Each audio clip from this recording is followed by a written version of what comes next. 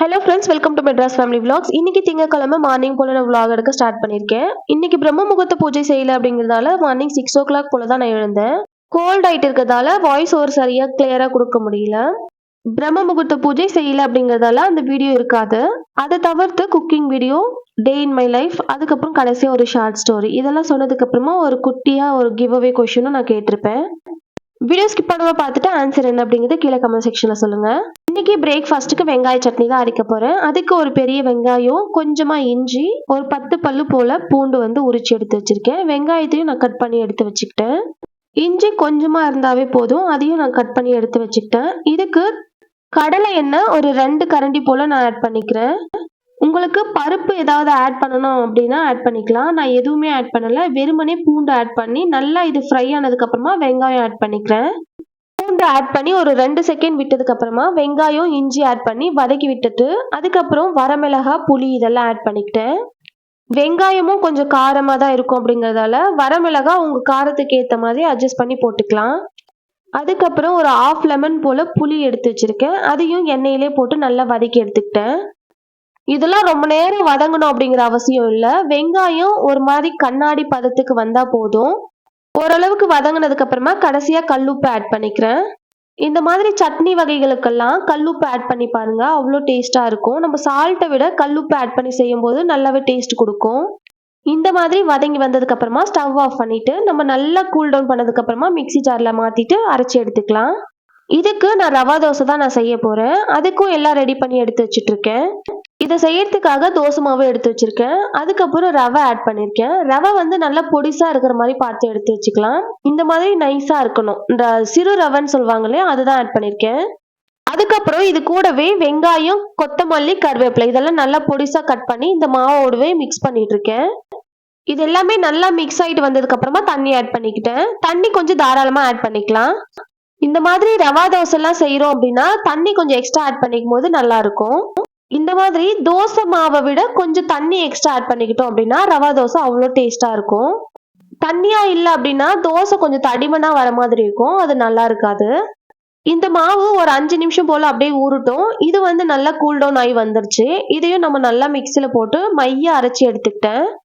வதக்கி வச்சிருந்த வெங்காயம், பூண்டு, புளி எல்லாம் இந்த மாதிரி நல்லா மைய அரைச்சி எடுத்துட்டோம் அப்படின்னா தான் இந்த சட்னி வந்து டேஸ்டா இருக்கும். குறையா எடுத்துட்டா நல்லா இருக்காது. நல்லா மைய அரைச்சி எடுத்துக்கணும். அதுக்கப்புறம் கொஞ்சம் தாராளமா எண்ணெய் விட்டு கடுகு, கருவேப்பிலை இதெல்லாம் ஆட் பண்ணிக்கலாம். ஒரே ஒரு வரமிளகா ஆட் பண்ணிக்கிட்டு பெருங்காயம் ஆட் பண்ணி இந்த தாளிப்பை எடுத்து அந்த சட்னியில கொட்டிக்கிட்டேன். அவ்வளவுதான், நல்ல காரசாரமான ஒரு டேஸ்டியான சட்னி வந்து ரெடி பண்ணிக்கிட்டோம். ரொம்பவே சிம்பிளா ஈஸியா டக்குன்னு முடிகிற ஒரு சட்னி தான் இது. தக்காளி, பருப்பு வகைகள் எதுவுமே நம்ம ஆட் பண்ண தேவையில்ல. டக்குன்னு இன்ஸ்டன்டா முடிகிற மாதிரி ஒரு சட்னி வந்து ரெடி பண்ணிடலாம். இது வந்து இட்லி, தோசை, ஊத்தாப்பம், இந்த மாதிரி ரவா தோசை எல்லாத்துக்குமே அல்டிமேட்டான ஒரு காம்பினேஷனா இருக்கும். இந்த சட்னி செய்றீங்க அப்படின்னா கண்டிப்பா ரவா தோசை ட்ரை பண்ணுங்க. வேற லெவல் காம்பினேஷனா இருக்கும். கண்டிப்பா ட்ரை பண்ணி பார்த்துட்டு கீழே கமெண்ட் செக்ஷன்ல சொல்லுங்க. என்னோட தவா கொஞ்சம் சின்னதா தான் இருக்கும், அதனால இந்த மாதிரி தான் நான் ஊற்றி எடுத்துக்கிட்டேன். கொஞ்சம் மெலிசா ஊற்றும் போது தான் ரவா தோசை டேஸ்டா இருக்கும்.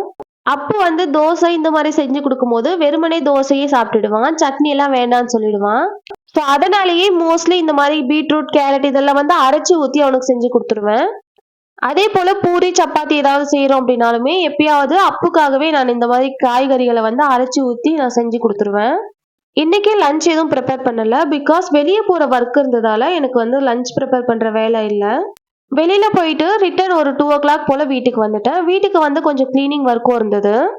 ஸோ கிச்சன்ல இருந்து ஸ்டார்ட் பண்ணி எல்லா ஒர்க்கும் நான் செஞ்சுட்டு இருந்தேன். வெசில் வாஷர்ஸ், வீடு பெருக்கி கூட்டுறது எல்லா ஒர்க்கும் நான் வந்து பண்ணிட்டு இருந்தேன். ஸோ மார்னிங்ல இருந்து யூஸ் பண்ண எல்லா வெசல்ஸும் வாஷ் பண்ணி எடுத்து வச்சுட்டேன். ஈவினிங் போல காலிஃப்ளவர் வந்து வாங்கிட்டு வந்திருந்தாங்க. 2 பூ வாங்கிட்டு வந்திருந்தாங்க. சரி, 2மே வேஸ்டா போயிடும், அப்படியே வச்சோம் அப்படின்னா ஒரு மாதிரி கருத்து போற மாதிரி ஆயிடும். அதையும் கொஞ்சம் பக்கோடா மாதிரி போட்டுடலாம் அப்படின்ட்டு கிளீன் பண்ணி எடுத்து வச்சிட்டு இருக்கேன்.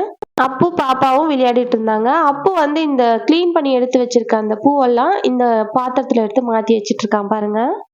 ஸோ அது வந்து அவனுக்கு ஏதோ ஒரு விளையாட்டு மாதிரி இருந்தது, அதையும் நான் பண்ணிட்டு இருந்தான். சைடில் நானும் இதை க்ளீன் பண்ணி முடிச்சிட்டேன். இது செய்யறதுக்காக 1 கப் போல கடலை மாவு எடுத்துக்கிட்டேன். ஒரு 2 ஸ்பூன் போல கார்ன்ஃப்ளவர் மாவு ஆட் பண்ணிக்கிட்டேன். நான் இன்னைக்கு அரிசி மாவு எதுவும் ஆட் பண்ணல, வெறுமனே கடலை மாவு, கார்ன்ஃப்ளவர் மட்டும் தான் ஆட் பண்ணியிருக்கேன். அது கூடவே உப்பு ஆட் பண்ணிக்கிறேன், தேவைக்கேற்ப ஆட் பண்ணிக்கலாம். அதுக்கப்புறம் இஞ்சி பூண்டு பேஸ்ட் 1 டேபிள் ஸ்பூன் போல ஆட் பண்ணிக்கிட்டேன். இது எல்லாமே கை வச்சு நல்லா மிக்ஸ் பண்ணதுக்கு அப்புறமா தண்ணி ஆட் பண்ணி நல்லா மிக்ஸ் பண்ணி எடுத்துக்கிட்டேன். அதுக்கப்புறம் மிளகாய் தூள் ஆட் பண்ண மறந்துட்டேன் பாருங்க. அதை வந்து ஆட் பண்ணி அகைன் நான் மிக்ஸ் பண்ணி எடுத்துட்டு இருக்கேன். இதை மிக்ஸ் பண்ணி எடுத்து வச்சதுக்கு அப்புறமா ஒரு 5 நிமிஷம் ஊற வச்சிடலாம். இது ஊறிட்டு இருக்க கேப்ல நல்லா சுடு தண்ணி கொதிக்க வச்சிட்டு இருக்கேன். ரெடி பண்ணி வச்சிருக்க அந்த காலிஃப்ளவரை இந்த கொதிக்கிற தண்ணியில ஆட் பண்ணி ஒரு 5 மினிட்ஸ் போல அப்படியே மூடி போட்டு வச்சோம்னா அழகா வெந்து வந்துடும். நல்லா கொதிச்சு இருக்கணும் தண்ணி. அப்பதான் வந்து அந்த பூ வந்து நல்லா வெந்து வரும். காலிஃப்ளவர் ஓரளவுக்கு வெந்து வந்துடும். கூடவே மஞ்சள் தூள் ஆட் பண்ணி மூடி போட்டு ஒரு 5 நிமிஷம் வச்சுட்டேன். இந்த கன்சிஸ்டன்சிக்கு மாவு கரைச்சி எடுத்து வச்சிருக்கேன். இந்த மாதிரி இந்த கன்சிஸ்டன்சில இருந்தாதான் அந்த காலிஃப்ளவரோட இந்த மாவு நல்லா பிளெண்ட் ஆகி நல்ல கோட்டிங்கோட இருக்கும். இப்போ ஃபைனலா கொஞ்சம் அதிகமாவே கருவேப்பிலை ஆட் பண்ணியிருக்கேன். இது கூடவே மிக்ஸ் பண்ணி நான் பொரிச்சு எடுத்துட்டேன் அப்படின்னா கடைசியா நம்ம போட்டு எடுத்து அது மேல தூவ வேண்டிய அவசியம் இல்லை. சுடு தண்ணியில போட்டு வச்ச காயும் நல்லா வெந்து வந்துருச்சு. இப்போ இது ரெடியா இருக்கு. இதை வந்து அந்த மாவுல ஆட் பண்ணி மிக்ஸ் பண்ணி வச்சிடலாம். இது பண்ணிட்டு இருக்கும் போதே ஆயிலும் வந்து நான் சூடு பண்ண ஸ்டார்ட் பண்ணிட்டேன். கோல்டு வினர் தான் நான் இன்னைக்கு எடுத்திருக்கேன். இந்த காயோட அந்த மாவு நல்லா பிளெண்ட் ஆகி வர மாதிரி கோட் பண்ணி எடுத்து வச்சுக்கலாம். ரொம்ப போட்டு மிக்ஸ் பண்ணி பிசைஞ்சிடக்கூடாது. ஏன்னா அந்த காய் ஆல்ரெடி வெந்திருக்கு அப்படிங்கறதால லைட்டா மிக்ஸ் பண்ணாலே நல்லா கோட் ஆகி வந்துடும். அந்த எண்ணெய் காயிற வரைக்கும் நல்லா இது ஊறி வந்துருச்சு. எண்ணெயும் நல்லா காஞ்சி வந்ததுக்கு அப்புறமா கொஞ்சமா எடுத்து கொஞ்சம் பிரிச்சு பிரிச்சு விடும்போது நம்மளுக்கு அந்த ஒட்டி வராம இருக்கும். கொஞ்சம் கொஞ்சமா ஆட் பண்ணி இந்த மாதிரி எல்லாம் எடுத்து போட்டதுக்கு அப்புறமா ஒரு சைடு வெந்ததுக்கு அப்புறமா நம்ம திருப்பி விட ஸ்டார்ட் பண்ணணும். ஒரு 5 செகண்ட் வந்து விட்டதுக்கு அப்புறமா நம்ம மிக்ஸ் பண்ண ஸ்டார்ட் பண்ணிக்கலாம். நல்லா வெந்து வரணும். இந்த பபிள்ஸ்லாம் அடங்கினதுக்கு அப்புறமா நம்ம எடுத்துட்டோம்னா கரெக்டா இருக்கும். நான் வந்து எப்போதுமே இந்த மாதிரி குட்டி குட்டிஸா தான் காலிஃப்ளவர் கட் பண்ணி இந்த மாதிரி 65 போடுவேன். ரொம்ப பெருசா போட்டா எனக்கு வந்து பிடிக்காது. மசாலாவும் அந்த அளவுக்கு கோட்டா இருக்காது. அதே போல எனக்கு அந்த டேஸ்ட்டும் பிடிக்காது. ரொம்ப பெருசா இருந்தா அந்த டேஸ்டே எனக்கு பிடிக்காது. அதனால நான் எப்பயுமே இந்த மாதிரி குட்டி குட்டிஸா கட் பண்ணி தான் போடுவேன். நல்லா பொரிஞ்சு வந்துருச்சு. எல்லா பபிள்ஸும் அடங்கினதுக்கு அப்புறமா எடுத்து மாத்தி வச்சுக்கலாம். இந்த மாதிரி தான் நான் வந்து காலிஃப்ளவர் 65 செய்வேன். நீங்க எப்படி செய்வீங்க அப்படிங்கிறதையும் கீழே கமெண்ட் செக்ஷன்ல சொல்லுங்க. நான் செஞ்சிருக்க இந்த 65 உங்களுக்கு பிடிச்சிருக்கா, எப்படி இருக்கு அப்படிங்கிறதையும் கண்டிப்பா மென்ஷன் பண்ணுங்க. ஸோ ஃபைனலா கொஞ்சமா ஆனியன் கட் பண்ணி சாப்பிடும்போது அவ்வளோ டேஸ்டா இருந்துச்சு. நைட்டுக்கு சேமியா உப்புமா தான் நான் செஞ்சுட்டு இருக்கேன். இது செஞ்சு முடிச்சதுக்கு அப்புறமா எனக்கு வெசல் வாஷஸும் கொஞ்சம் இருந்தது. அதையும் நான் பண்ணணும். ஸோ நைட்டு எல்லா ஒர்க்கும் முடிச்சதுக்கு அப்புறமா கிச்சன் கவுண்டர் டாப்லாம் க்ளீன் பண்ணிட்டு வெசல் வாஷஸும் நான் முடிச்சிட்டேன். அவ்வளோதான் என்னுடைய cooking day in my life இதுதான். ஸோ ஃபைனலாக ஒரு குட்டி ஸ்டோரி ஒன்று பார்த்துடலாம். இன்னைக்கு எதை பற்றின ஸ்டோரி அப்படின்னா காமாட்சி அம்மன் விளக்கு.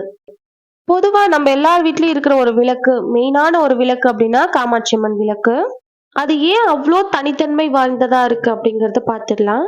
ஒரு சமயம் காமாட்சி அம்மன் தாயார் உலக மக்களின் நன்மைக்காக கடுமையான தவம் செய்யறாங்க. அந்த சமயத்துல எல்லா தெய்வங்களும் அவங்களுக்குள்ள அடங்கியதா ஒரு ஐதீகம் இருக்கு. இதனாலதான் ஒருத்தர் காமாட்சி அம்மனை வணங்கினாலே போதும் எல்லா தெய்வங்களையும் வணங்கியதற்கான பலனை பெறுவாங்க அப்படிங்கிறது உண்மை. இப்பெல்லாம் தான் புகைப்படத்தை வச்சு உருவ வழிபாடு அதெல்லாம் வந்து செஞ்சிட்டு இருக்கோம். இதுக்கு முன்னாடி எல்லாம் அந்த மாதிரி எதுவுமே கிடையாது. வெறுமனே ஒரு விளக்கு ஏற்றி தெய்வங்களை வழிபாடு செஞ்சிருக்காங்க. காமாட்சி அம்மனுக்குள் எல்லா சகல தெய்வங்களும் அடக்கம் அப்படிங்கறதால குலதெய்வத்தை மனசார நினைச்சு அந்த அம்பாளோட விளக்கை ஏத்தி வச்சாலே போதும் அப்படின்னுட்டு அந்த காலத்துல எல்லாம் வெறுமனே விளக்கேற்றி மட்டுமே வழிபாடு செஞ்சிருக்காங்க. இதன் மூலயமா காமாட்சி அம்மனின் அருளும் சகல தெய்வங்களின் அருளும் அதோட குலதெய்வத்தின் ஆசியும் கிடைக்கும் அப்படிங்கிறது நம்பப்பட்டு வந்திருக்கு. விளக்கிலேயே மிகவும் புனிதமான விளக்கு அப்படின்னா காமாட்சி அம்மன் விளக்கு தான். சிலர் வந்து பரம்பரையா இந்த விளக்கு வந்து பாதுகாத்து வர்றது உண்டு. திருமணம் போன்ற விசேஷங்களில் மணமகள் காமாட்சி விளக்கை கையில ஏந்தி வருவாங்க. அதை எல்லாருமே நம்ம பார்த்திருக்கோம். அதே போல புகுந்த வீட்டுல போயிட்டு முதல்ல காமாட்சி அம்மன் விளக்கை ஏற்றதற்கு என்ன காரணம் அப்படிங்கறதையும் பார்த்துடலாம். சகல தெய்வங்களின் அருளும் ஒரு சேர பெறுவதற்கு தான். அதோடு குலதெய்வமும் அந்த விளக்கில் இருந்து அருள் புரிவதால் இந்த விளக்கை முதல்ல ஏற்றி வைக்கிறாங்க. இந்த விளக்கை ஏற்றி வைப்பதன் மூலம் வாழையடி வாழையா குலம் தலைக்கும் அப்படிங்கிறதும் நம்பப்படுது. அதே போல தீராத கடன் பிரச்சனை இருக்கு அப்படிங்கிற பட்சத்துல இந்த காமாட்சி அம்மன் விளக்கை ஏற்றி வைத்து ஒரு பரிகார முறை செய்தாலே போதுமானது. அது என்ன அப்படிங்கறத பார்த்துடலாம். இந்த பரிகாரத்திற்கு நமக்கு தேவையானது காமாட்சி அம்மன் விளக்கு மட்டும்தான். காமாட்சி அம்மன் அமர்ந்திருப்பது படி 2 பக்கமும் கரும்பு இருக்கும். அந்த விளக்கு தான் காமாட்சி அம்மன் விளக்கு. இதை தவிர கஜலட்சுமி விளக்கும் இருக்கு. அதே போல அஷ்டலட்சுமிகள் ஒன்று சேர இருக்கிற மாதிரியும் விளக்குகள் இருக்கு. அதனால காமாட்சி அம்மன் விளக்கு எது அப்படிங்கறத பார்த்து முதல்ல தெரிஞ்சுக்கோங்க. இந்த பரிகாரத்திற்கு கண்டிப்பாக காமாட்சி அம்மன் விளக்கு தான் தேவை. அது வெள்ளியில தான் இருக்கணும் அப்படிங்கறது அவசியம் இல்ல, பித்தளையிலயும் இருக்கலாம். இந்த கடன் பிரச்சனைக்கு மட்டுமே இந்த விளக்கு ஏத்தணும்னு அவசியம் இல்ல. தீராத வியாதிகள், உங்க மனக்குறைகள் எதுவாக இருந்தாலும் சரி, இந்த விளக்கை மனதார ஏற்றி வைத்தால் போதும். இந்த விளக்கை தினமும் பிரம்ம முகூர்த்த நேரத்தில் சுத்தமாக குளித்து விட்டு பூஜை அறையில் உள்ள சுவாமி படங்களுக்கு அழகா பூவெல்லாம் வச்சதுக்கு அப்புறமா உங்களால முடிஞ்ச அலங்காரம் பண்ணிக்கலாம். பூ அலங்காரமா இருக்கலாம், எந்த அலங்காரமா இருந்தாலும் பார்க்கவே ரொம்ப சுபிக்ஷமா இருக்கிற மாதிரி அலங்காரம் பண்ணிக்கோங்க. இந்த விளக்கை பிரதிஷ்டை செய்யறதுக்காக அரிசி மாவில் கோலம் போட்டுக்கோங்க. அந்த கோலத்துக்கு மேல ஒரு தட்டுல கொஞ்சமா பச்சரிசி கொட்டி அது மேல காமாட்சி அம்மன் விளக்க வச்சுக்கோங்க. அந்த காமாட்சி அம்மன் விளக்கில் நெய் ஊற்றி திரி போட்டதுக்கு அப்புறமா அழகான ஒரு தீபத்தையும் ஏத்தி வைங்க. இந்த விளக்கு ஏத்தினதுக்கு அப்புறமா அந்த காமாட்சி அம்மன் முன்னாடி நீங்க அமர்ந்துக்கோங்க. உங்களோட கடன் சுமையா இருக்கட்டும், உங்களோட எந்த குறையாக இருக்கட்டும், மனதார வேண்டிக்கோங்க. கடன் பிரச்சனை தீர வேண்டும் அப்படின்னா குலதெய்வத்தையும் காமாட்சி அம்மனையும் மனதார ஒரு 10 நிமிஷம் வேண்டி பிரார்த்தனை செஞ்சுக்கோங்க. அதுக்கப்புறம் விளக்கை கையெடுத்து வணங்கி விட்டு ஊதுவத்தி காமிக்கலாம். தீப தூபம்லாம் காட்டுனதுக்கு அப்புறமா உங்களால என்ன நிவேதனம் முடியுதோ அதை வச்சு வணங்கிட்டு வாங்க. நிச்சயமா நீங்க இப்படி பண்ணும்போது உங்களுடைய குறைகள் கண்டிப்பாக தீர்க்கப்படும் அப்படிங்கறதுல சந்தேகம் வேண்டாம். அதே போல காமாட்சி அம்மன் விளக்கை, அதாவது இந்த பூஜை முறையை சூரிய உதயத்திற்கு முன்பு, அதாவது காலை 6 மணிக்கு முன்பு உங்களோட வீட்டுல இந்த பூஜையை நிறைவு செஞ்சுக்கோங்க.